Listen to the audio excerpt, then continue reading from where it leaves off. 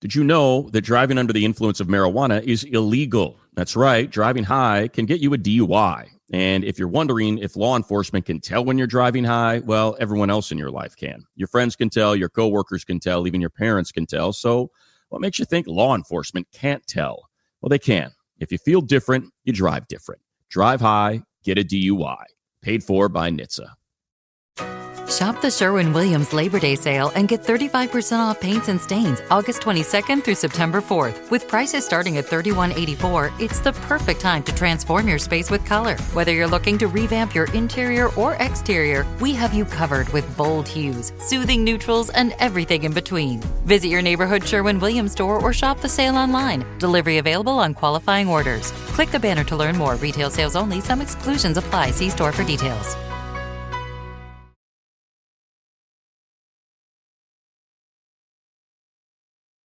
The Partial Breakaway Podcast with your hosts Nick and Junior and producer Vince, bringing you elite fantasy hockey information to help you win your fantasy leagues and win at life.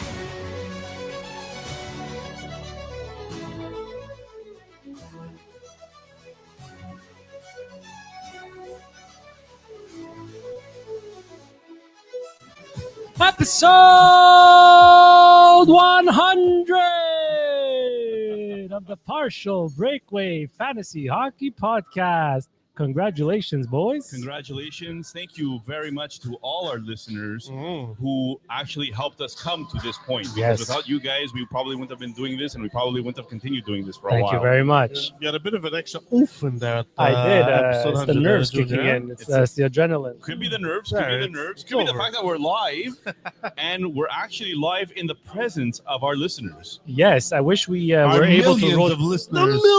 The millions that only a few of them came.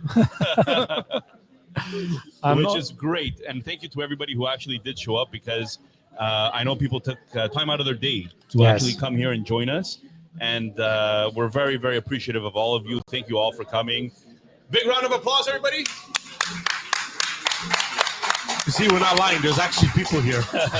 There is actually people here, ladies and gentlemen. Let's take a moment before we start. Let's thank our sponsors. Yes. So let's thank THPN, the Hockey Podcast Network, for giving us the platform to do this. We thank you to Patisserie Boulangerie Italia for the wonderful food that's being served. Big thank you to Sportiero, who provided us with a place to do it. Absolutely. The merch and the beautiful backdrops that you see here and on the photo booth. And lastly, ANC Photo Booths for providing us with the photo booth that will give us great content. Absolutely. Great pictures are being taken already.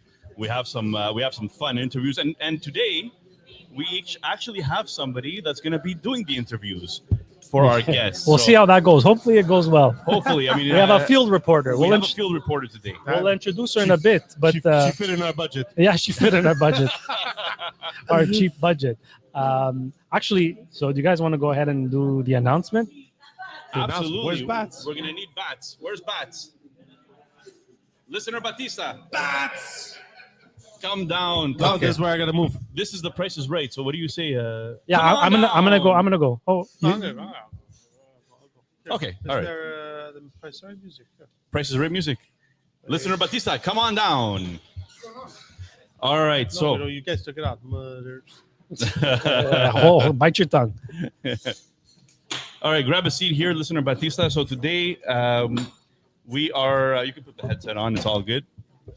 You've done this before, so it's not your first time doing this. Yeah. I didn't think I was going to come on the top of the program. Oh, yeah. We want to start off We start off big with a our bang. listener league. This is going to be the first year that we actually have a listener league happening. So Batista here is going to be helping us out with the listener league, and I just wanted you to preview a little bit, just the high level stuff that we're going to be doing for the listener league this year. Yeah. So I'm pretty excited about this one. So the concept of the league is basically if you've done any sort of DraftKings sort of format where you have like a small, tighter salary cap, you select a few players that you think are going to perform on that particular week. Yeah. Then there's obviously a bunch of different strategies you can take, right? Yeah. Depending on the schedule, who's playing who. Is it a week of 4 matchups or 3 matchups, so on and so forth, right? So yeah, and it's going to be a basic points league. So you collect the points every single week. You could redraft your team every single week. That's gonna be fun. You don't have to, but you can. Yeah, you don't have to, but you can. Obviously, it'd be advantageous to micromanage again, Yeah. like I said, Yeah. who's playing who and so on. And it's a race to the top. You have a salary cap that you got to fit in, Yep, so you can't just pick McDavid 5 times. that's right. Well, I mean, you can, but that might not be the You might best bust. strategy. You might bust the cap.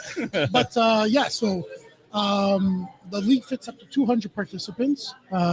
Each person can have multiple teams if you wish to just Yeah. draw out different setups week to week. And I had another point. Two centers, 2 left wings, 2 right wings. Yeah, so the format's going to be 2 centers, 2 left wing, 2 right wing, 2 defensemen, 1 goalie. Mind you, that's still tentative. We could always just Yeah. kind of put. There's a few things that are still tentative in terms of scoring and the rule setup, but the bones of the league is there, and it's set up, and we're sort of testing it. It's in its testing phases right now, and I Very guess nice. you guys can fire it up there, in the next couple of weeks. Start getting some people coming in and setting up their teams. Well, the important thing is we're gonna have a league. Yes, Finally. we're finally gonna have Yeah. a league. Going It took- into our 3rd NHL season, we're It took finally 100 gonna. episodes for us to get organized enough to do something like this.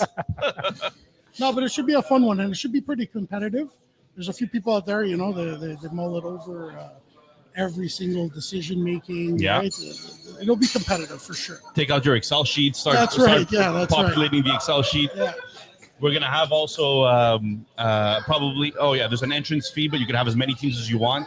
That's right. Yeah. So As long as you can it'll afford be a fee more. per team. So if you want to, open up 5 teams, it'll be 5 times the entry. Very cool. Then there'll be prizes, which is all to be determined. Yep. Yep. Yep. Very nice. Very nice. I'm looking forward to it. It's going to be fun. I think it's okay that some guys are going to have or some girls are going to have the same team. That's perfectly fine. Yeah. And I think that's going to make you kind of overthink it too when you see that someone has the same lineup as you. You You might want to make a change that maybe you shouldn't have made, but Yeah, for sure. It's gonna be really interesting. Like I like these FanDuel type leagues and Yeah, stuff like yeah, that. and what's but we're cool making is it a it's- season-long cumulative league at the same time. And what's cool is it's whatever team you go into the week with, it's locked for the week. So if you have an injury, if you have a bad matchup or something like that, Yeah. it all affects That's right. what you're going to collect for that week. Yeah, you're not screwed and you're out of the league for right. the whole year because You get to somebody redo got it the injured. following week. Yeah. Exactly. That's gonna be very cool. I'm really looking forward to it. Thank you very much for Yeah, running it as Absolutely. well. Congratulations, guys, on the 100. thank you. Thank you. Really appreciate it. Who's Really up appreciate next? it. Will my, Well, Actually- Vince is coming back. Vince is coming back, but we're gonna send it off to listener Rooks. Yeah, we're going to test our our listeners. field reporter and test some of the listeners coming up on some trivia questions. in So our newly installed photo booth by ANC Photo Booths. you do those promos, bud. You do those promos. All right, guys. Have fun. Bye, Bax. very Thank you very much. Bash. Thank you. All right, off to listener Rooks. You are alive, listener Rooks.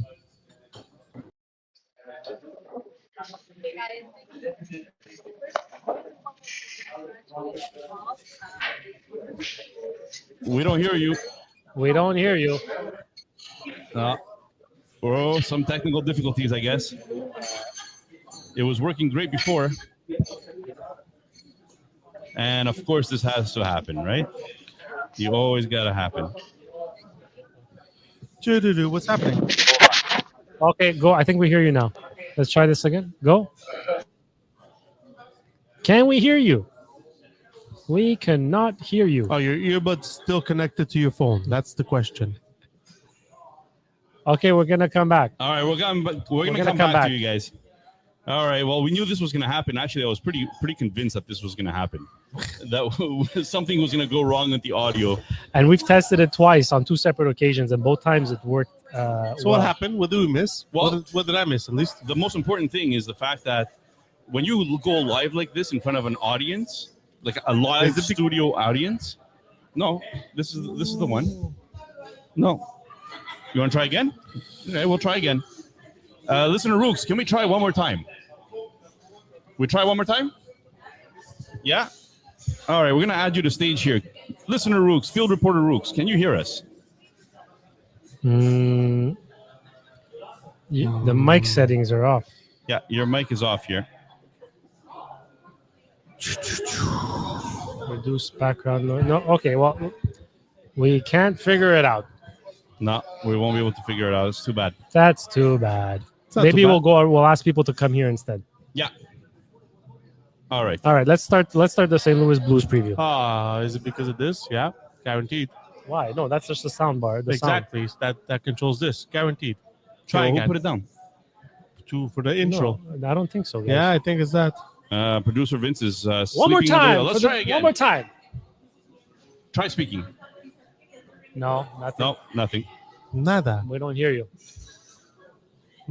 No. Okay, her audio is off. All right. Doesn't matter. So I'm gonna. How about this? I'll go. You guys talk. Okay. All right. Perfect. So let's start the preview here.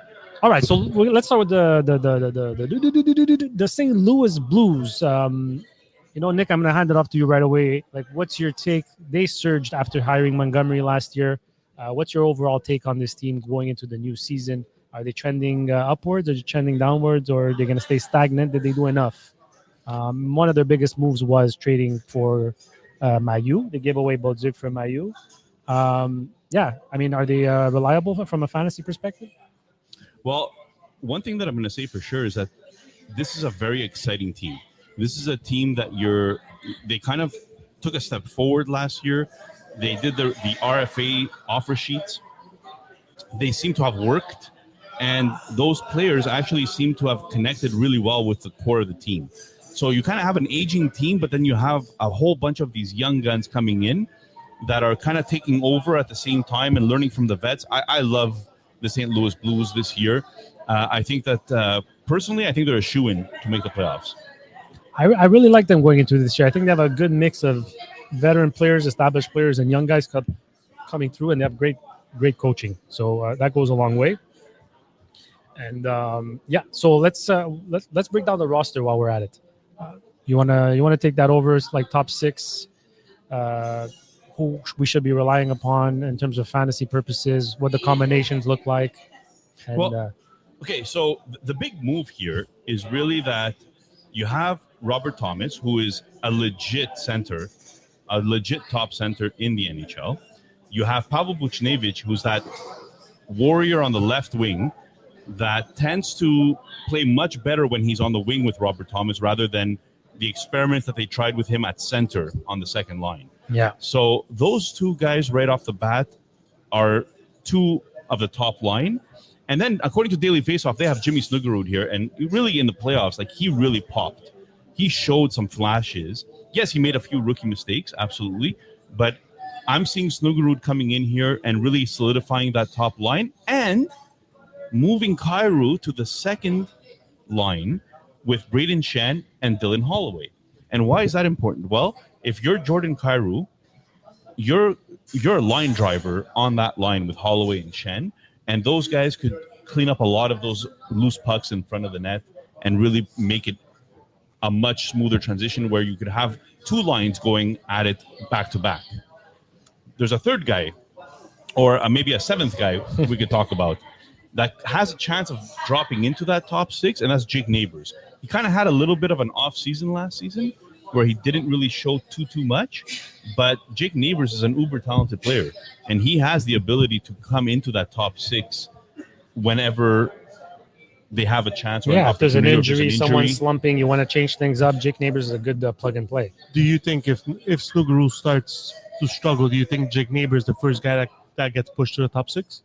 Probably. He could play both wings, so it's very possible for him to come up and take over for Snuggerud. But they have a lot of faith in Snuggerud. They were actually planning on trading Jordan Kyrou because they felt that they had another replacement in Snuggerud. So it's a big. He had a very good showcasing in the playoffs. So at the end of the day, they're gonna. I feel that they just need patience. He needs a leash, right? He can't. If he's on a short leash as a rookie, it's gonna be tough for them to do what he does. So, so that's it. But you guys connected the mic? Yeah, they have the mic to the phone. That might be the problem. If we disconnect the mic maybe and just go with the earbuds. But the mic was working before. I'll be back. We'll try that. Go, Nick. I'm listening. All right. So let's move on to the St. Louis Blues top 6 defense. Okay. All right. So I'm going to throw you the question now. there's like an aging defense here, but they kind of have that RFA that they did last year with Broberg. He kind of showed really well. They have a younger guy like Tyler Tucker who has the ability to come in, and they have Logan Mailloux, who they just traded away Bolduc for. Yeah. So what do we think about this defense? Who's going to be the person eating the most from this defense this year? Eating the most at the beginning will be Cam Fowler because of his experience and what he's still got that offensive prowl that kind of resurged again when he moved to St. Louis. I still feel this is a team that still does not have a number one offensive defenseman. And this is why the Logan Mailloux trade was so important. Not only for Logan Mailloux, but for the Blues, is that they got a defender who showed he can be offensively gifted, have some defensive liabilities. But this is why I think Logan Mailloux going to the Blues is a very good thing for him. Now, is it going to pan out that way? No. Do I see it pan out this year? I see him taking steps. I see him taking maybe PP2 or a top four line, but it just Cam Fowler, Justin Falk, they're pillars in that defensive line right now, right? Yeah. So I feel if one of them is struggling, then Logan Mailloux might be able to make that jump. But it's with the St. Louis Blues, it's patience. It's having patience, and hopefully Broberg can repeat what he did last year. So that's a good question, because you mentioned Cam Fowler, you mentioned Justin Falk. What do you think about Broberg's game? Like, he ended up last year with 8 goals, 21 assists for 29 points in 68 games. So he was pacing for a 35-point pace. So again, we're looking at somebody maybe in the top 50 of defensemen last year. Do you think he could take another step this year? Yes, I mean, he has all the opportunity. It all depends on Cam Fowler to me. It all depends. If Cam Fowler takes those heavy minutes, and remember now, Cam Fowler with Anaheim never had that defensive defenseman that he played with, was pairing with. So he was dependent on doing both offensively, but being responsible defensively. I feel with the pairing of Periaco, he could let out his offensive prowl and not worry so much about his defensive responsibilities that much. I like how you say prowl a lot. Prowl. I think they can get a lot of production from their back end. Yeah, well, talking about back ends, there's also 2 goalies here, right? And we're talking about Binnington. Let's do the goalies first, just to round up the league, and then we're gonna throw it over to listener Leroux right after that. Okay, so Jordan Binnington and Hofer. Now, Binnington has been kind of looked at as a person that loose screws. The guy might not be all there all the time, but he was very, very good last year, and he even showed really well for Team Canada as well. 4 Nations, right, in the 4 Nations. So I found he kind of rebuilt his confidence a little bit there, and Hofer is a young guy coming in who's supposed to be the future of that team. Are we seeing more of a 50-50 split, another 60-40 like last year, because Binnington played the majority of games last year? What are we seeing here in the goalies tandem? I believe that it's the passing of the torch very slowly. So I feel Binnington is going to be their number 1 right now. But I wouldn't be surprised if at one point with Hofer, they're going to go more in 45 to 47 to like almost 50-50 in games and go with the hot hand. So just to clarify, last year Binnington played 56 of the 82 games. Hofer 31. And Hofer 31. I feel Hofer is going to be closer to the 40 games this year. Really? So more of a 50-50 split then? I think so. It's going to depend on Binnington's production. I mean, in the last 2 seasons, we started to see a little bit of consistency. Over 900 save percentage, under 3 goals against average.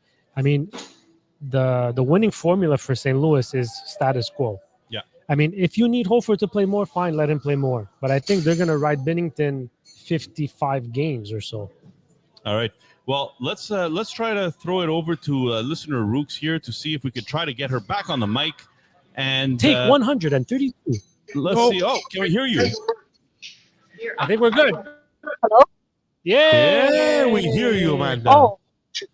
All right. You are live. You are live. I'm live? Okay.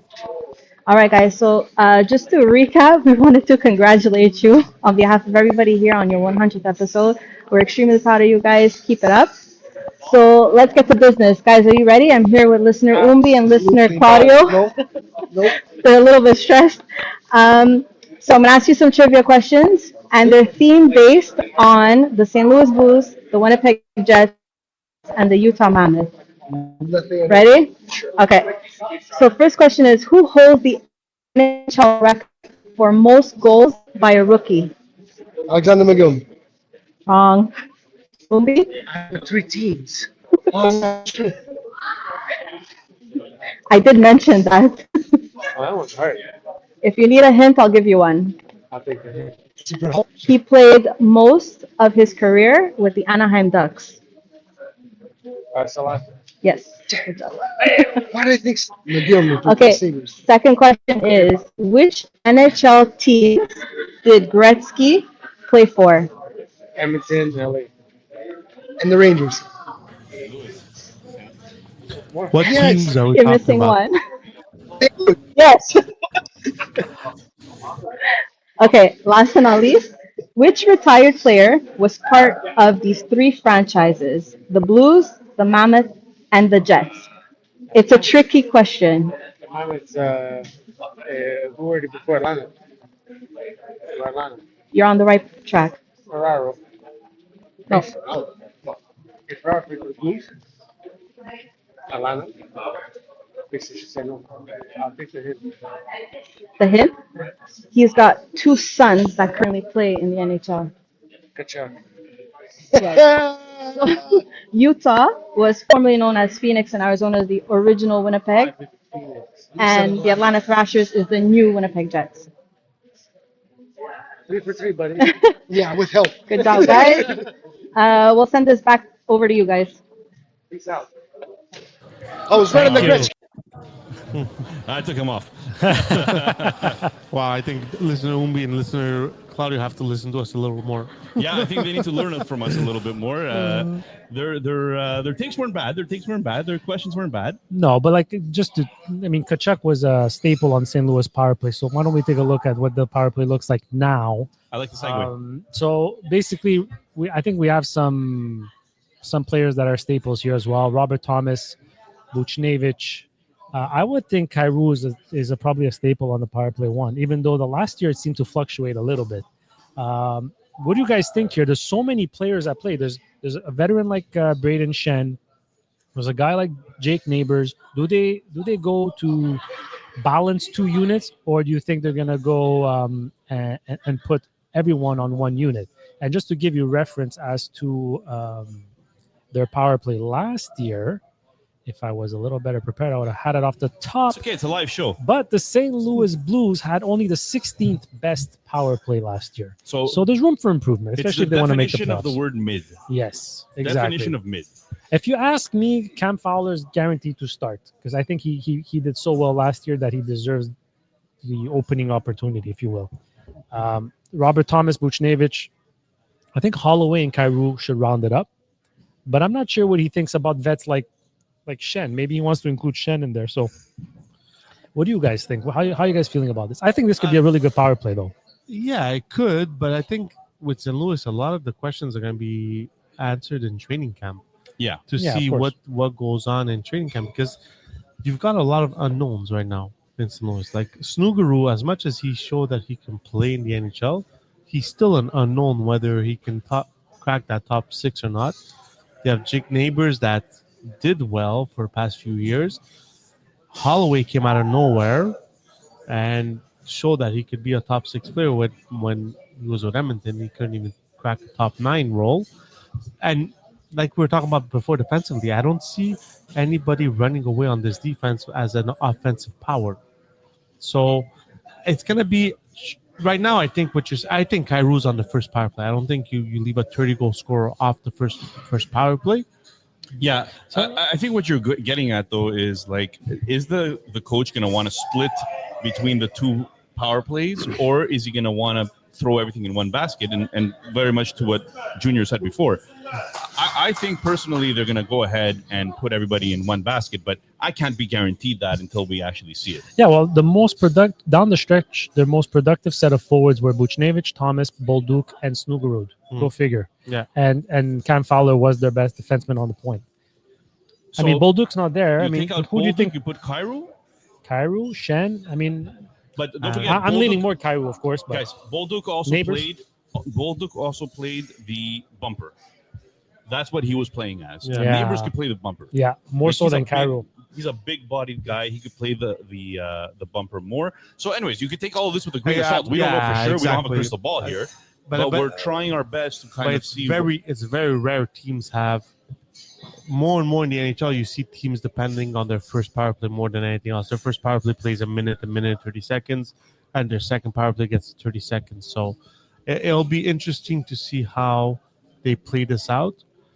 I still think you can't leave a 30-goal scorer on your second power play. And I'll also add to that. I mean, like Mayu, there's no chance that he's going to get it right off the bat. No. I think Cam Fowler is the guy for this year. Yeah, and then And they're going to bring on Mayu slowly, but we'll see. You never know. Injuries happen. Broberg can be the second guy up instead of Mayu, right? That's right. We'll see. We'll see how it goes. So And, Mayu would I be mean- your long play, your long-term dynasty play. Yeah, I mean, look, you could have like a Hudson effect maybe halfway through the season. Come Christmas, it's not going well. Maybe he gets the goal and things turn around for them. But yeah, I mean, look, they have the tools to have a good power play, and I'm pretty sure you can lean on most of these players in your fantasy league, and it's just a question of putting it all together. Absolutely. And just one last note on Kyrou. You know, all those trade rumors this offseason, possibly trading him. You know how every other year he had like an issue with the coach or whatever. So something's going on there. I mean, I wonder how he handles now this trade rumor situation and if that has any effect on his game. All right. Good. What's next? Over under. Let's find out. What do we think of Over-under. Kyrou? Shoot, I feel like we should have given the over-unders to the fans here. The millions upon millions. The millions. You have it on the chat. We gotta pull it up. Oh yeah, that's right. Get on up. I've been doing so much talking, I didn't realize that I was also supposed to host this one. All right, let's get to this. But yeah, Should have gotten listener Rooks involved. we should have. You But not got the they're not over-under. ready. What? No, it's because it was in the chat. Anyhow, All right, here we go. go. So over/under, guys, No. and maybe we should ask some guys to come in here for Robert Thomas, 64.5 assists. Assists. Assist. This is gonna be interesting. Oh, I didn't even know that was assist. Damn. 64.5 assists. What do we think? Yeah. Oh, you looking at me? No, Yeah, I'm looking at. Okay, so 60. I mean, he's never hit more than 60. Last year he had 60 in 70 games. Let me go. I'm gonna go under. Okay. Oh, I'm gonna go over. Team Canada wants to make Team Canada. He's gonna get those assists. All right. Excellent. Buchnevich, 65.5 Buchnevich. points this year. Over/under. I know what I'm gonna go. I'm gonna go over. I think since Montgomery went there, he had a little bit of a resurgence. Things were a little shaky to start. I'm gonna go over, and part of it is also because I own stocks. Yes, part of it is because I own stocks as well. I'm going over as well. I'm gonna go under. You're gonna go under. Yeah, I'm gonna go under. Playing with Robert Thomas probably the whole year. Well, unless Kyrou takes his place. Oh boy, Yeah. I don't think so. But interesting. Okay, talking about Kyrou, Yeah. 35.5 goals. Over or under? Man, who made these lines? They're so hard. Kyrou with all the trade talk for sure. Over 35.5. Over. Yeah. Over 35.5. Yeah. All right. I'm gonna go under. You're going to go under 35.5. I'm going to go under as well. Not but by much. I but still think that he's going to hit 30. Yeah. I just don't think that 35 is really in the cards. All right. to be fair, he's hit it twice over 35. Yeah. No, that's very true. Very true. All right. Snugarud. Rookie season. Rookie season. Over under 40.5 points. 40.5 points. If he keeps up if he can hang around the top 6, I go over. The question is, will he hang around at the top 6? And what's your answer to I'll that? go sir? over. I'll go over. I think he sticks around enough to get like 45 points. Yeah, I think they like him a lot. Around and- there. and I I'm think just under 45. 50. Yeah, I think that's very, very fair. All right, Dylan Holloway, 64.5 points. Vince. Dylan Holloway, who cannot stay healthy, yet last year he did 77 games. And he had... I'm going to go under. He hasn't proven to me that he can just be consistent with that 60. I mean, he went from 82 game pace, 14, 19 to 67. So I'm going to go under. What's his over-under? 64.5. Basically to improve on last year. I think this is where he lives. That's why it's a tricky line. I'm going to go with just slightly under. All right. Excellent. So that does it for our over-unders. Let's move on. Prospects. Go ahead, Vince. So listen, some of the prospects are already playing on the team. I mean, you've got Snuguru, who's already on the team. You've got Mayu, who's looks like he's going to crack the starting lineup. But there's a few that are not, and that are very interesting. Dvorsky, centerman, right winger, got called up 1 or 2 games last year, if I'm not mistaken. 10th overall, so their ceiling is high for Dvorsky as a centerman. So he's their number 2 right now, highest prospect. Then they have the kid that we wanted to draft, but that they drafted in Justin Carbonneau. Yep. So they have him as a right winger, a big boy who has some sandpaper to his game. Otto Stenberg, he's the interesting one. He was drafted in 2023. Still hasn't cracked the lineup. Only 20 years old. Yeah, exactly. Still young. So, again, another centerman. So it'll be interesting to see who gets called up if there's any injuries on the St. Louis lineup. But this is why I'm high on this team. Is because they actually have legitimate prospects coming up while their older generation is still there. So if these guys start leaving a little bit here and there, you're going to see some of these younger guys popping up and taking over. So I like St. Louis where they're at right now because of their prospects as well. I think Dvorsky is going to dip his feet in the league this year. Yeah. I don't think he starts automatically with the team, but he might be the first call-up at center. And Otto Stenberg, too. I'm very curious about Otto Stenberg. Otto Stenberg should be a pretty promising prospect as well. Listen, Dvorsky, 61 games played, 45 points in the AHL. It's not a bad season. So, and it was his first year in the AHL. So we'll see how he can do his second full year and take it from there. Yeah, we spoke about in the post-mortem, right? He's eventually going to take over Braden Chen. Yes, exactly. So if Braden Chen starts to struggle, I mean, it could happen as early as this year, I think. They start putting him on the wing, maybe. Yeah, and, alleviate a bit of responsibility. Ideally, Braden Chen, if he could be your third centerman, I mean, now you're looking at Thomas, Dvorsky, Shen. That's strong down the middle. Guys, how about we go to some bold predictions? Oh, baby. Wow. You guys ready for bold predictions? Yeah, I'm there. Junior? I'm there. All right. Am I going first? Well, it's your segment, so you could choose who goes first. All right. So I will say this Jordan Kyrou has scored 30 goals plus in the last 3 consecutive seasons. I'm going to go that he's going to go below 30 goals for the first time in 3 years. Wow. All right, Vince? I'm going to go with Logan Mailloux over 42 points. Wow, that is bold. Oh, that is bold. I really do think that Logan Mailloux could take that. It's the perfect team for him to take that step into the NHL and introduce himself. That's bold and spicy. Yeah. I feel like we should get Doritos here as our sponsor. I'm going to go with one, too. I'm going to go with You have to go with one. What is this? Snuggerud, 55 points.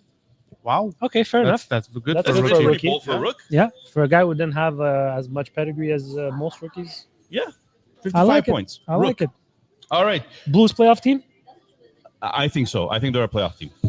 Ooh, not sure. That's a tough. Yeah, I don't see them division. I see them continuing to go better and better and better. I don't see them getting worse. I might see a team overlap them that we're going to talk about later. Okay. Shall we hand it over to Rook for some who would you rather? Field reporting. Field reporter Rooks, are you ready? Let's see. All right, Field reporter And you Rooks. are live. You are live. All right, guys, we're going to play a little game. I'm here with listener Tino and listener Mario, and the game is called Who Would You Rather? So you're on the clock, you're drafting for your fantasy team, I'm going to give you 3 names, and you tell me which player you would draft. Got it?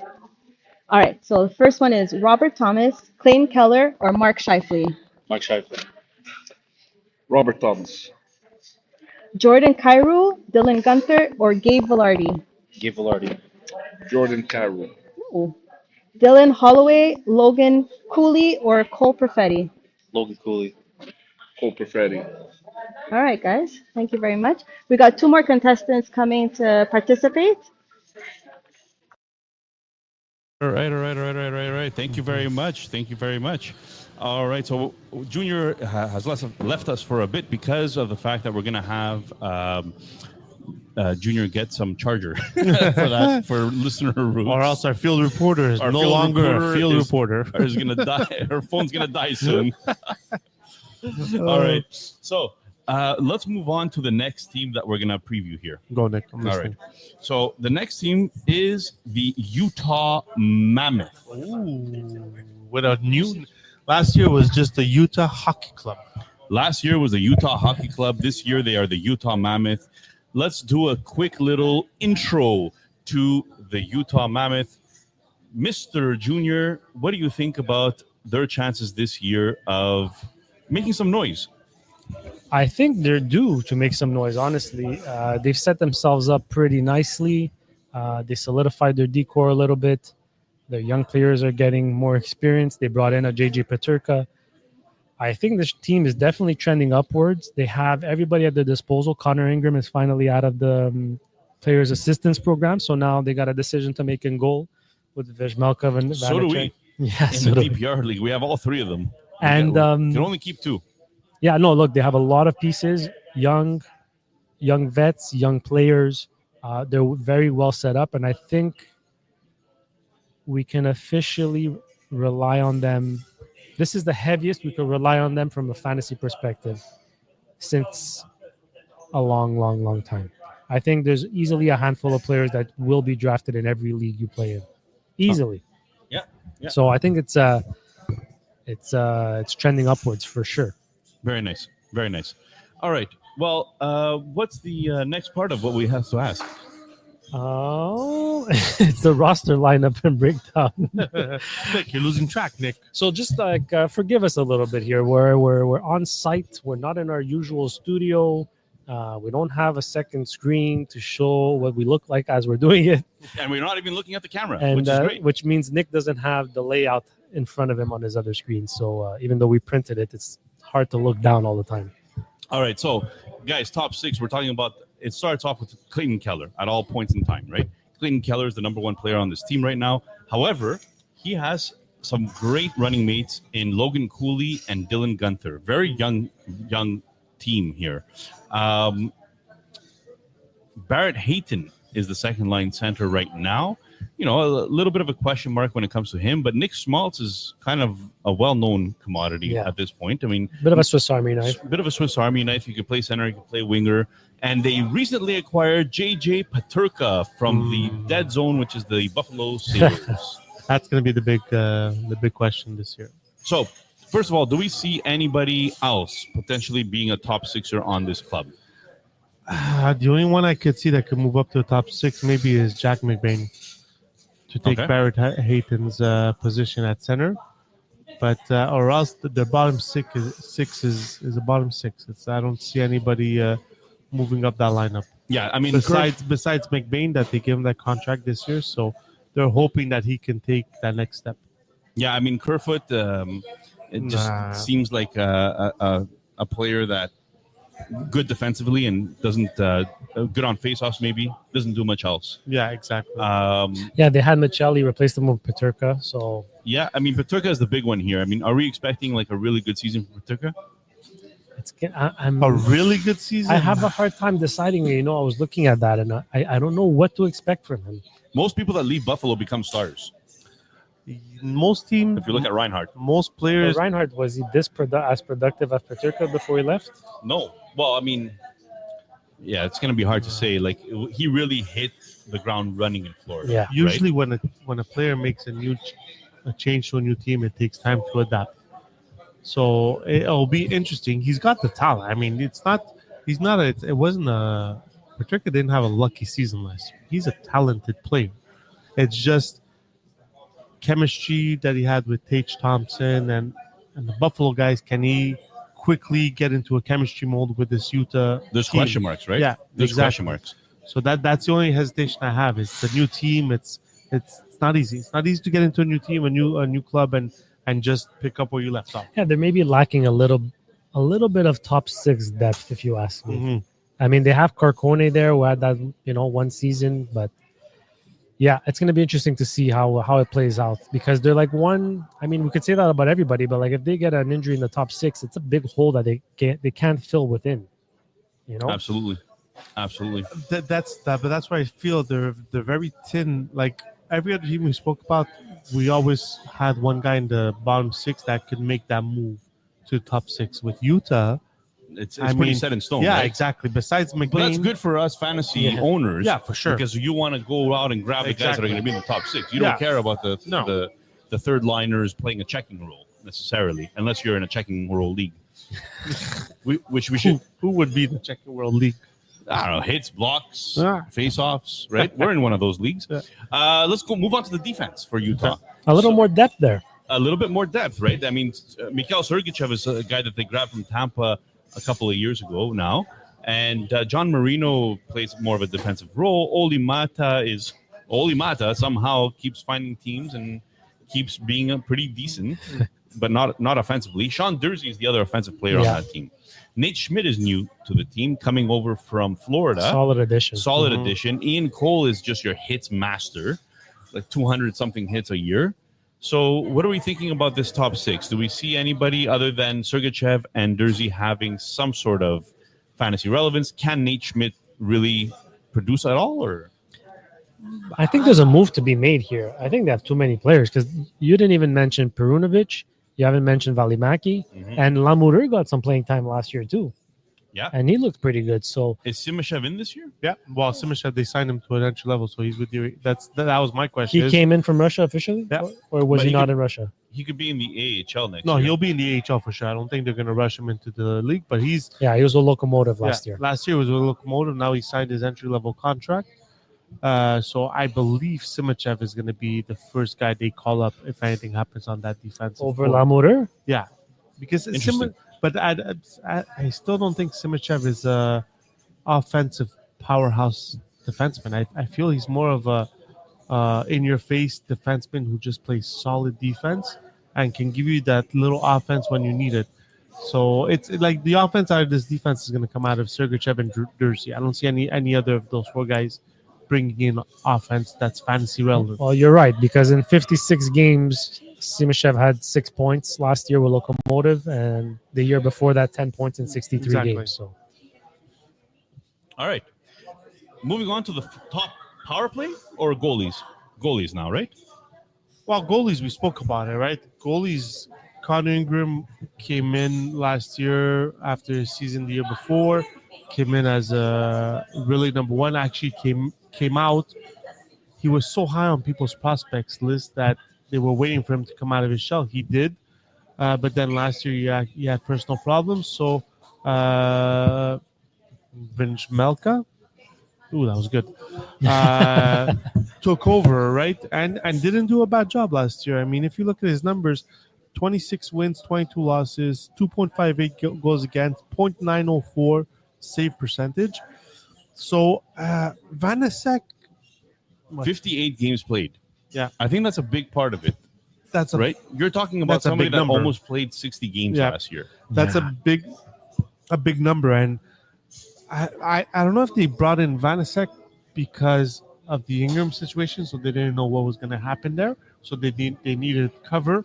But it'll be interesting to see what they do right now. But I don't think they can't go all season with 3 goals. I don't think we need to worry too much though about Vanacek. I mean, if Ingram is healthy, it should be Ingram unless they trade him, because Vanacek's numbers were never really that good. No, exactly. Really. Right. So I mean, he could be a potential backup, but even at that, he's not a great backup.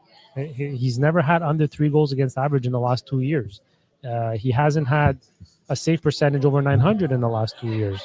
So, even if you look at his goals saved above expected, he was at a minus 12.75. So You're right. It's got to be Vizmelka. It's got to be Vizmelka and maybe Ingram, depending on what his situation looks like coming into camp. It's just for fantasy owners to what to do with Ingram, especially if you had him last year as your number 2 goalie. Am I keeping him or am I?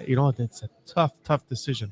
If you could keep him because you have depth and try to sell him when his value is a little higher, but right now you're losing out if you're going to give him away. That's for sure. Yeah, I agree completely. Ingram is going to be a very interesting case. We're going to have to see what happens in camp. If they're going to cut one of these guys or going to send Ingram down, right? You're going to have to see because they're not going to go into the season with 3 goalies, I don't think. No, I don't think so. And they solidified their back end, so it should help their numbers too. Yeah. So like it's maybe a situation to stay away from, even though we're fully 100% invested in it in DPR. But Yes, we have all 3 of them. do as we do as you say, not as we do. Yeah, exactly. Sure, if that makes any sense. Shall we move on to the power play? Let's do power play. All right, the 10th best power play last year with 24.2% of power play percentage, obviously. Let's see here. So their most effective power play unit down the stretch, let me clarify, it's down the stretch, was Nick Schmaltz, Clayton Keller, Barrett Hayton, Dylan Gunter, with Mikhail Sergachev at the point. Now, Jersey was injured for the most part. Even when he came back, wasn't quite himself. So Sergachev wasn't really threatened, and I don't think he'll be threatened for that power play 1. So I think Sergachev is a guarantee to be power play 1. I think you can invest in him from a fantasy perspective. I think this power play was already 10th, and it could possibly be better. Now, in terms of their forward, they had Barrett Hayton was there. They got JJ Peterka. He's got to take someone's spot. I don't think you invest that much in JJ Peterka and not put him on power play 1. But that's the question. I think he plays more Barrett Hayton's spot than he does Nick Schmaltz's spot.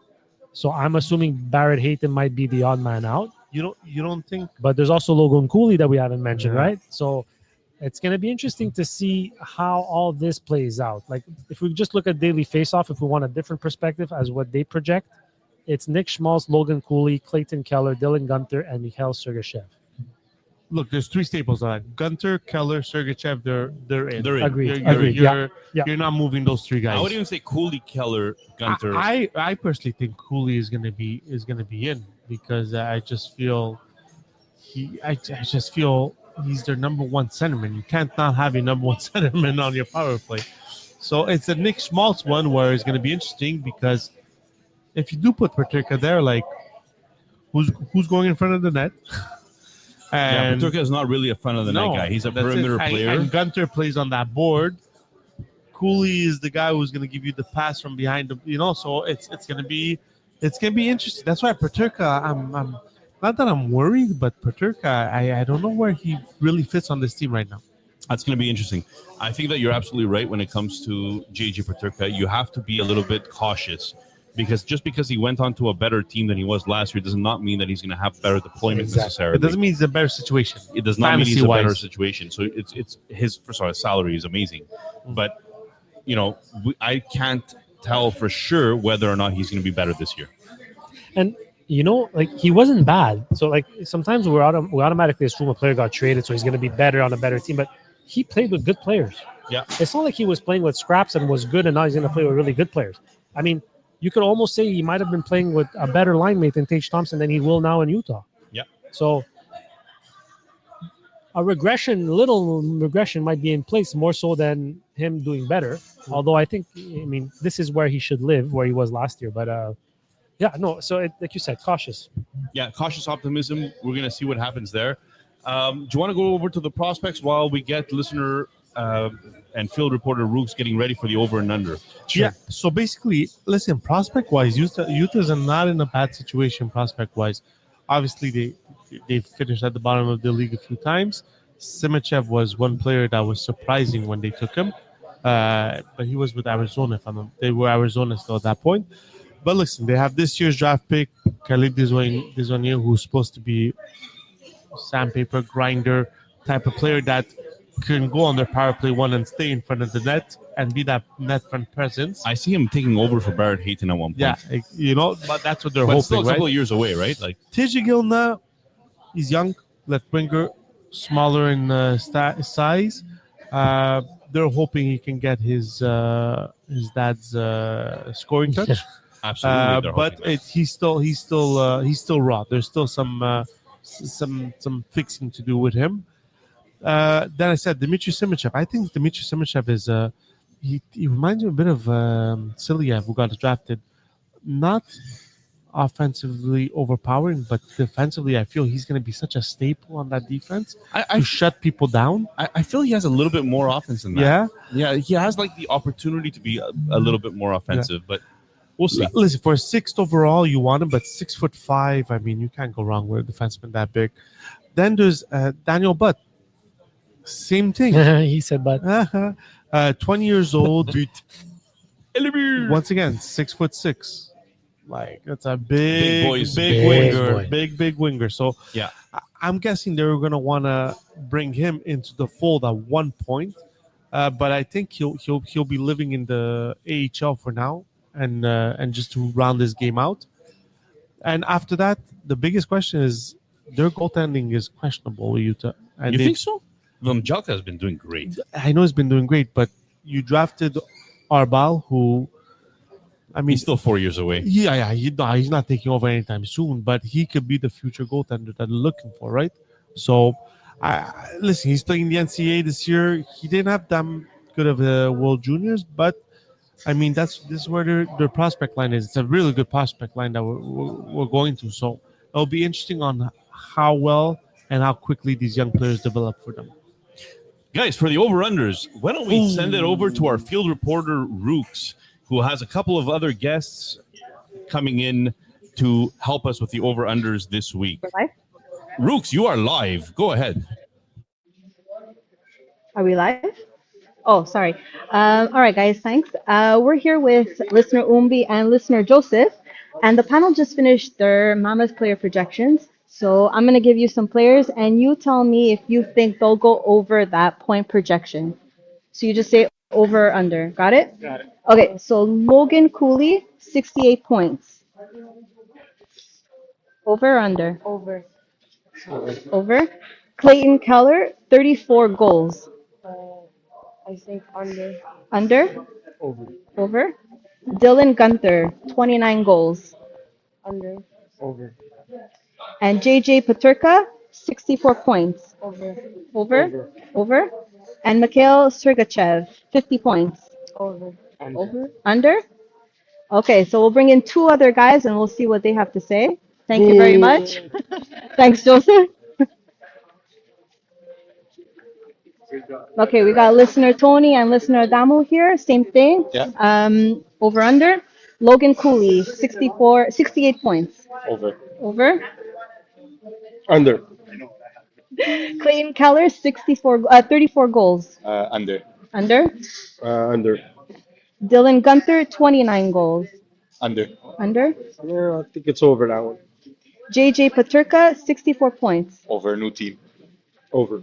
All right. Mikhail Sergachev, 50 points. Over. You're still playing that guy? Under. Under? Okay. All right. We got some interesting answers, that's for sure. Any of them worthy of a hot take, guys?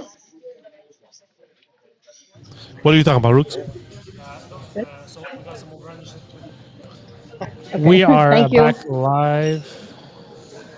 Okay, so Nick is gone, but basically what she was asking us is, was any of those over-unders worth a hot take for the Utah Mammoth? You know what? I think we'll bring in a listener, Johnny Mavs, for a quick, bold take. Ooh, a bold take. Yeah, I'm going to try to get through. No, Junior. Breathe in, Nick. Suck it in, Nick. Suck it in. Suck it in. Suck it in. There we go. All right, I'm back. Look at listener Johnny looking good in that Habs jersey. Listener Johnny is in. How are you, nice, sir? Headsets. Very good. Very good. How are you? Good. Thank you very much for coming, by the way. We really appreciate your viewership, your listening, your subscribing and following, and making sure that you always download but never listen. I fast forward through it really quick. You fast forward. Eh? So, okay, as long as you download. As long as you download, we don't care about the rest, Johnny. All right, so let's do some bold takes. bold Johnny said he had a predictions. bold take about the Utah Mammoths. I do. My bold take on the Utah Mammoth is going to be on JJ Peterka. Oh, we just spoke about him. Spoke about him, yeah. So JJ Peterka has barely played a full 82 game season. My bold take is he plays 79 games. 79 games. Why exactly 79? Because he will get injured. He will get injured. He will get injured. He will 100%. But only miss 3 games. Yeah. I'll take that. It'll be a sprained ankle. Sprained ankle. Johnny, how many points are you looking for JJ Paterka? New team. Honestly, probably playing second. But he has a supporting cast. I think he could hit 70 points. 70? Wow. 70 points? I think he could do it. I feel that's big. You feel that's big, really? 70, yeah. I did new team first year. I don't see Last year he hit 68 points. So 77 games played, 68 points. Oh, you're talking about I'm talking about last year, right? Yeah. So he was on pace for 72. So it's very possible that 70 is the way to go. We'll see. I mean, everything depends on his deployment, right? Yeah, 100%. If he plays second power play, you're not expecting much. I think he's going to end up playing. My fans want a picture. First line. All right, guys. We see who's the popular podcaster here. Producer Vince. That's right. Johnny, thank you very much for coming. Thank you for having me, guys. Appreciate it. And we might ask you more questions later on. So we'll throw you on air more often here. And look at that! Ever since listener Johnny came on, we got more viewers in the chat. So it's that sexy face. It's that sexy face. Absolutely. What are your bold predictions for Utah? Any bold predictions for Utah? Look, come on, give me something. I think Clayton Keller is going to have the best season he's ever had. I really think Clayton Keller is coming off a 90-point season. 90-point season. I think he ups it again this year. Wow. And why am I saying that? A large part of it has to do with Logan Cooley. I think Logan Cooley is going to take yet another step in his development. You have better supporting cast, and yes, sometimes you're going to say that supporting cast is going to end up taking away from him. But Keller has been the number one player on this team. You took my bold prediction. That was your bold prediction. My bold prediction: Logan Cooley, point per game player. Wow, 82. Yeah, man, that's bold. That's bold. Wow. Ever since listener Johnny has left, our viewership has dropped down. I'm sorry. Okay, Junior's back in. Sergachev 65 points. Ooh, that's gonna put him top for the 5. first time. That's top 5 in the league. Yeah, so he hit 64 when you're in Tampa. He does one better. He does one better. I like it. Sergachev fans are gonna be happy. That's for sure. Nobody likes Sergachev because our viewership just dropped even more. It went from 6 million to 2 million. Yes. It's because the other 4 million are here. The other 4 million are here. That's right. And the millions. Who's the next team? So a playoff team, I suppose, right? With all these takes we have. Yeah. Wait, relax. They can't all make the playoffs. Like, let me look at their division. You do that, my friend. You do that. Well, you have Winnipeg who's making the playoffs. Colorado making the playoffs. Well, you're saying they're making the playoffs, Winnipeg. Yes, they're making the playoffs. They are a very, very good top 6. Yes, they lost Ehlers. That's a big piece. And they gained Jonathan Taves. Western Conference. Oh, okay, but still, it's you're not comparing leadership. Apples with apples here. Well, maybe I like oranges. I mean, why don't we get into the Winnipeg Jets then? All right, let's get into the Winnipeg Jets because the Winnipeg Jets are a big part of that division. And what's our outlook for Winnipeg this year? Okay, so I'm just gonna before we get into Winnipeg, this guy. You have Chicago or not making the playoffs. And we'll think about this, and then once we finish Winnipeg, we'll see. But Colorado, Dallas, Minnesota, Nashville, St. Louis, Winnipeg. That's one division in the West. Out of those teams, Winnipeg is the for sure thing. Dallas is the for sure thing. Colorado's the for sure thing. Okay. That's 3. That's 3. Yeah. So now you have 2 wild card spots. Exactly. How can we just say Utah is a for sure playoff team? I don't think it's for sure. I think they're bubble. I mean, if they make it, they're going to be making it. If you have to give an answer, yes or no, you say yes or no. So we're saying yes. It has to come with some sort of background. Yeah. Okay, so Winnipeg. Kind of thought. Why is Winnipeg a for sure team? Go.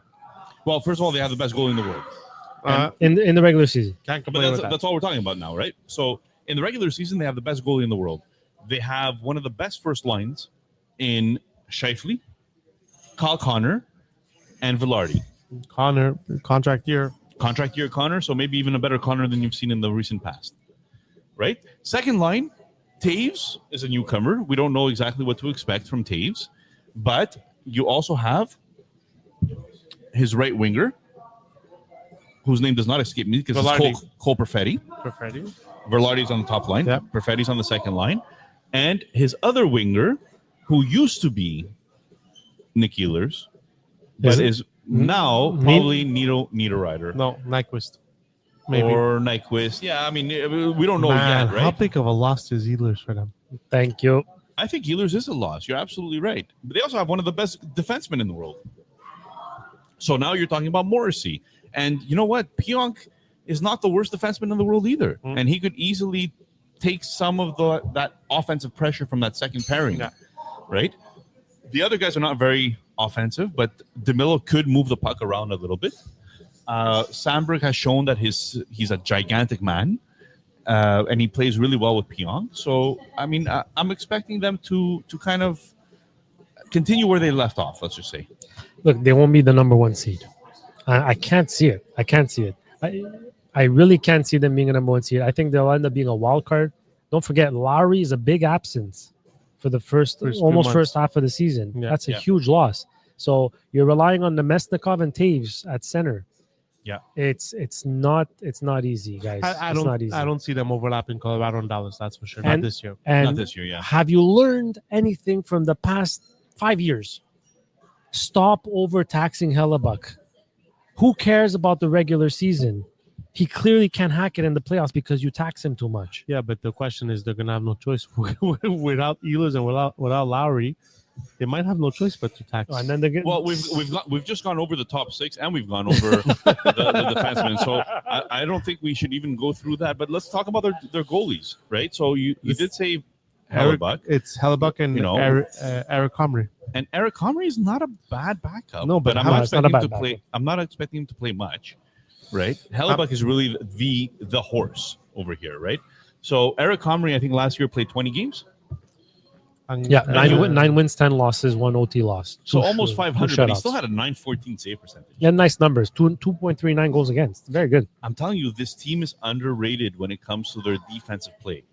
And look, Hellebuck gets a lot of credit for all that, and it's well deserved. But Eric Comrie is still actually performing pretty decently. Guys, 2.0 goals against average. That is absolute insanity. Vezina trophy. That's insanity. Imagine having. We're not gonna make the same mistake we did last year. Last year we said, "Well, he can't reproduce the same thing," and he got even better. So that's my bold take. I'm not saying that he's not gonna do it. Every single year, he's not gonna do it. But imagine having Hellebuck in fantasy and trading him. We got one of our listeners yelling on cursing your name in the background. Oh man. All right, let's move on to their prospects, because this is we've gone way too fast through this team, by the way. Yeah, like way too fast. We're gonna go to power play after, but listen, their prospects. This was like a 5-minute team preview. Like poor Winnipeg. I understand that it's the worst city that players want to play in. Nick is just thirsty. We gotta give them time. No, but the prospect. Listen, if we remember correctly, they had McGordy, who didn't want to be there. He thought he was, the tops of the tops when he wasn't. But they got good value for him, which is Jaeger, which is their number one prospect. I mean, at one point, I'm pretty sure they want Scheifele Jaeger as their number one, number two.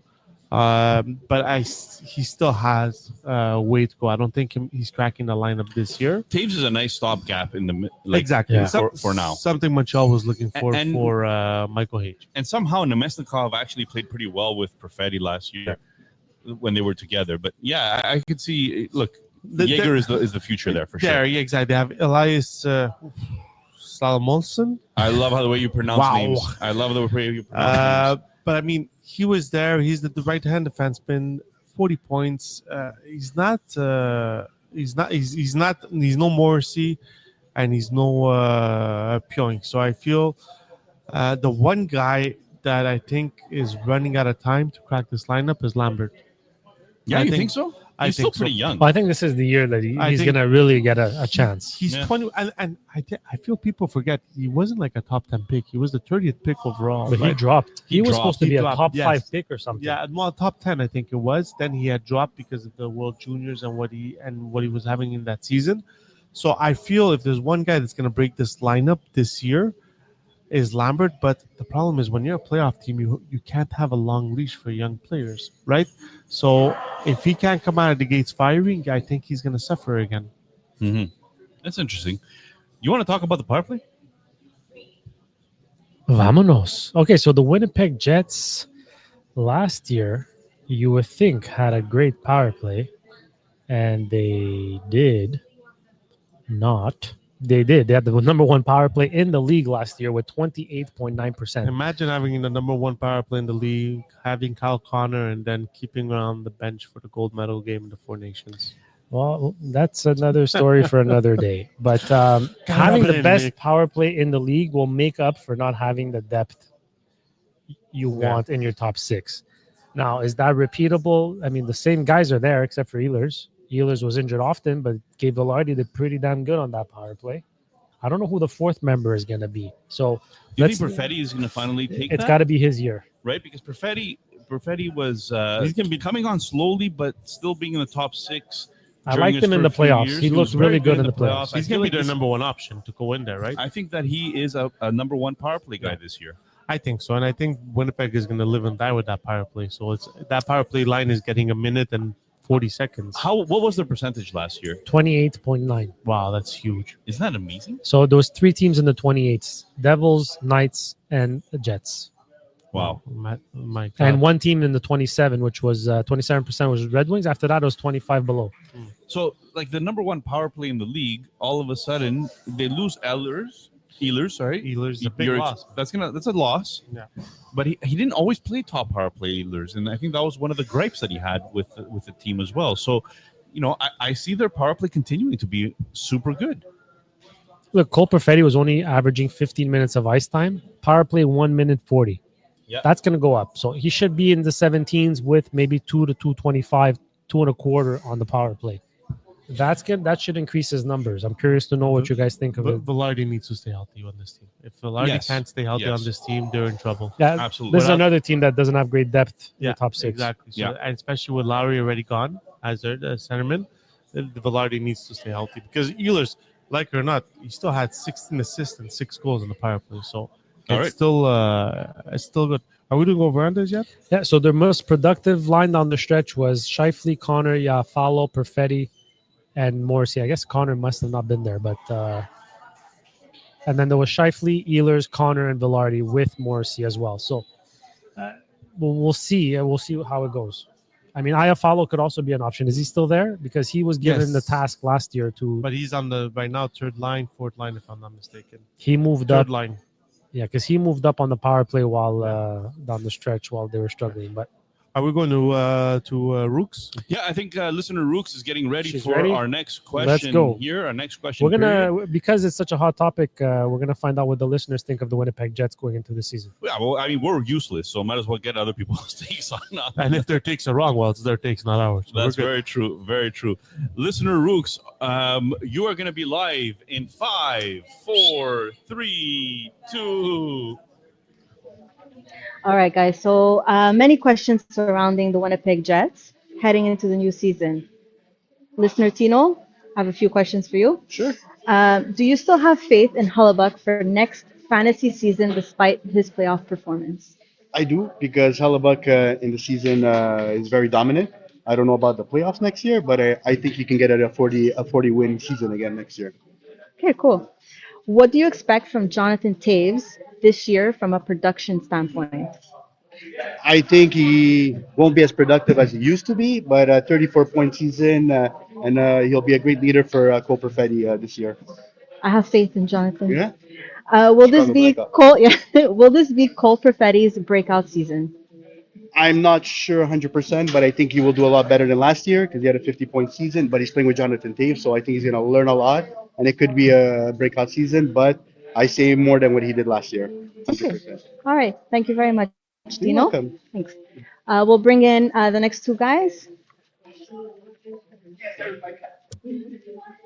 All right, guys. Thanks for joining me. Okay, so we're here to talk about the Winnipeg Jets.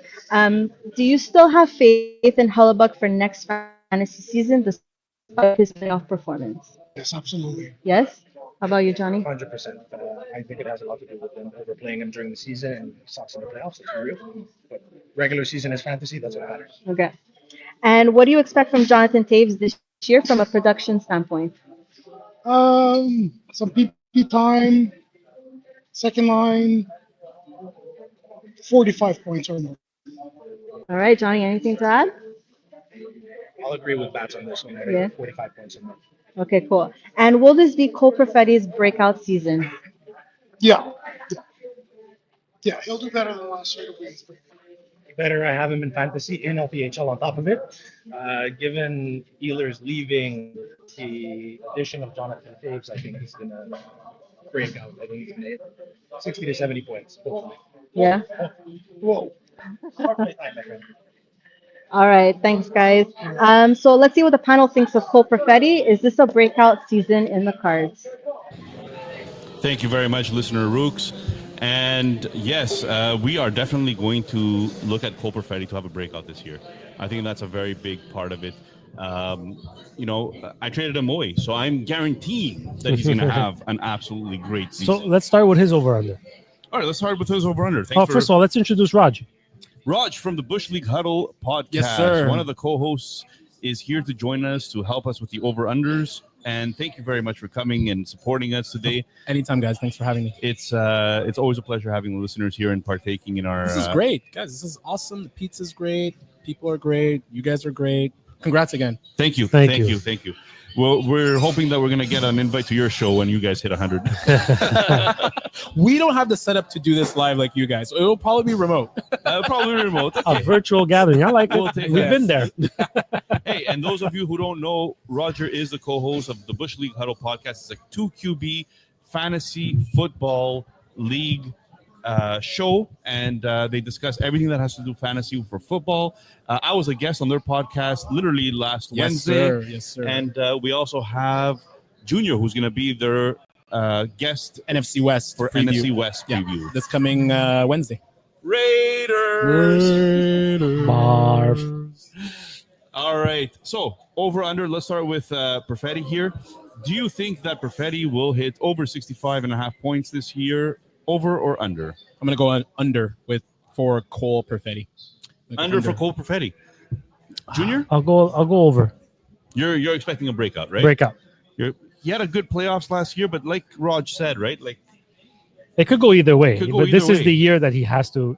This is it. he's still on that second line, and he doesn't have Ehlers anymore. So that's a big play driver that was there. So we have to see now if Cole Perfetti could do it himself or He's not. playing with Taves. He's playing with Jonathan Taves, yeah. Who hasn't played in 3 years? Yep. It's a good point. I like Taves. That's a good point.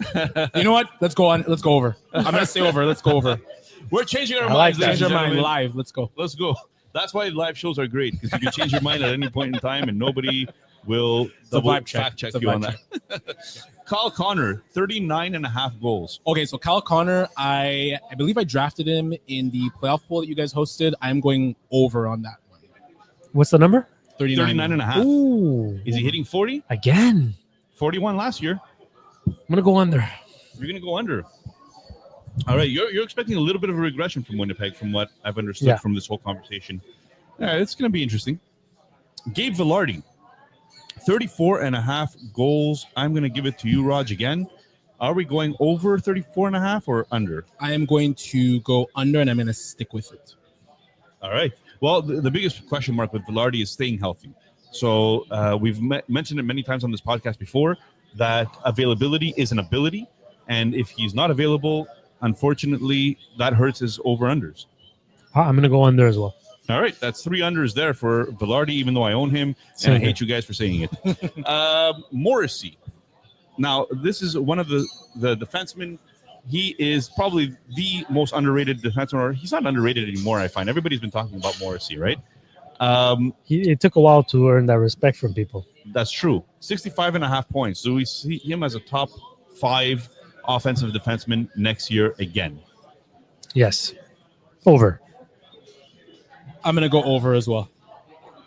Like, he just keeps producing. It's hard not to say over, right? He just keeps putting up the points, and there's nobody there that's really taking away his top power play time on the best power play in the league. He had a very interesting season. For like 6 years, he paced for like 30 points.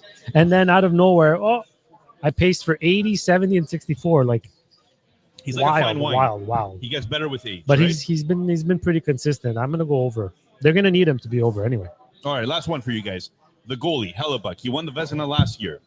Do we think he gets 41.5 wins this year? Absolutely, he's a dog. He's the best, man. He's amazing. He is absolutely the best. He's been the best for 2 years in a row. What do you, Yeah, yeah. I mean, he got 47 wins last year in 63 games. He's gonna hit 40 for sure. 41. Yeah, give me over. All right, That's an easy bet.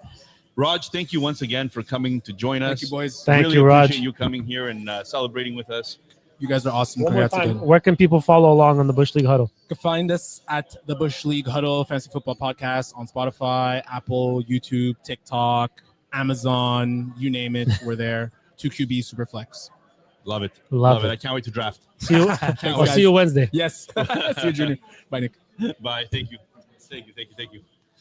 Bamia. Bamia, you're up. All right, let's get our listener Bamia here. This, my friends, is our bold predictions for Winnipeg Jets. Grab a seat, put on the headset so you can hear us better. He's physically here, but he's still on vacation. He's still on vacation. What's up, Yeah. guys? Guys, all right? Doing well, man. Doing well. How are you feeling this fantasy season? I'm feeling good. Yeah? Honestly, I'm really feeling good. I want to see what my new team has in store for me.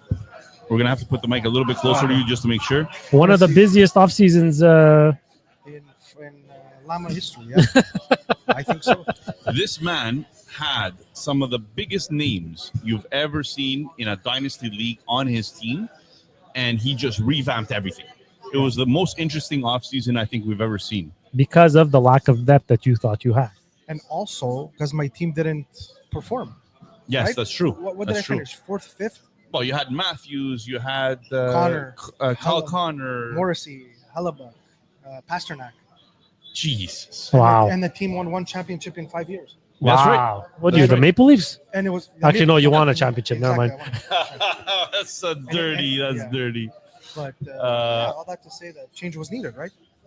That yes, absolutely. Look, one of the great things about you just made a recent trade and you acquired Elias Lindholm for like a 4th round pick, just increasing your depth even more now because you traded away your superstars. You got a bunch of depth in return, and now you can kind of balance your team a little bit better. That's it. Draft picks, depth, young players. I'm very happy. He's set up for a while. Yeah, you're set up for a while. Absolutely. All right, let's move it back to Winnipeg Jets here. So we wanted to see if you had a bold take for the Winnipeg Jets this year. Look, I think they're going to take maybe a bit of a step back. Is that because of the Ehlers thing? Just to understand. No. Well, they did make a lot of changes, right? Bringing in Taves, bringing in Nyquist. Ehlers left. So for sure there's going to be a bit of a shakeup in the core. But look, I don't think they're going to stink. Do I think they're going to be the same? Maybe 40. I don't know. They'll be okay, but I don't think they're going to be as dominant as they were.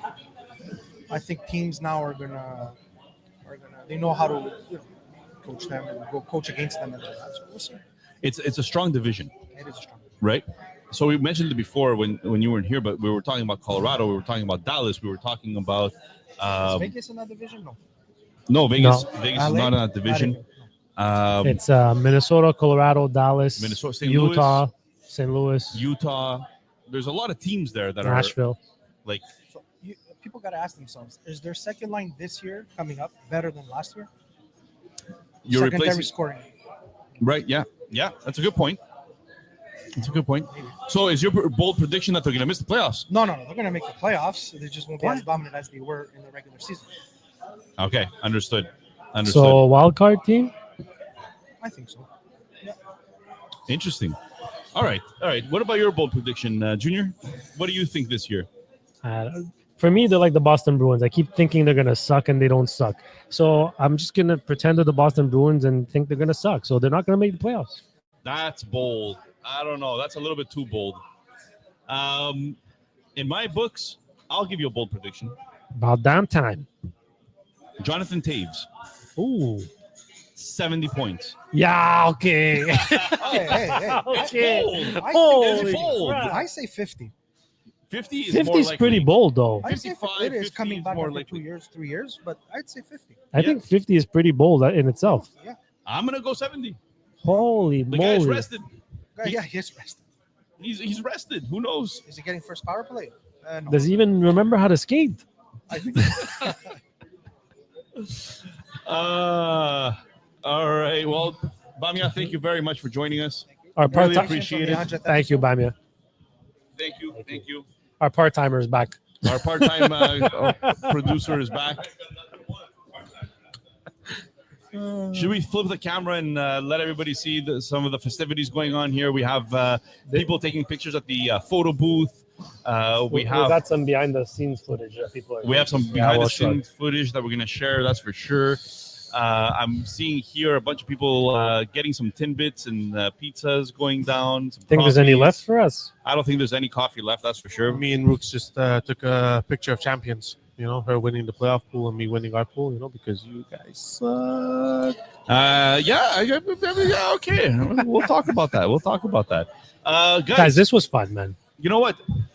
It's a live episode. We didn't know how many people were going to show up. We didn't know, everybody that's going to be here and participate. And big shout out to our field reporter. Thank you, listener Rooks. Guys, thank you all for coming today. Really appreciate you guys being here today. Thank you very much. It's always your support and the reason that we are here. And I think that's the outro. Yeah, that's a really loud outro. Is it? I don't hear it. That's why. Yeah, that's why. Well, whatever. Do you hear it? It is I what hear it is. but it's probably going to be louder than we think. Yeah. Well, if it's louder than bro. Start yelling in the microphone. Guys, thank you very much again. Live episodes. This is our first time doing this. It was a really fun time. We're going to learn from it. Was rusty to start, but I think we pulled it off. I think it actually went really, really well. Let's post all these pictures out there and have some fun. Yeah, guys. Enjoy. All right. Have a good week, everybody. Not everybody gets to 100 episodes. 100. We hit 100. Can we retire now? All right, take care, guys. What kind of money have you been making that I don't know about? Have a great peeps. Thank you, everybody.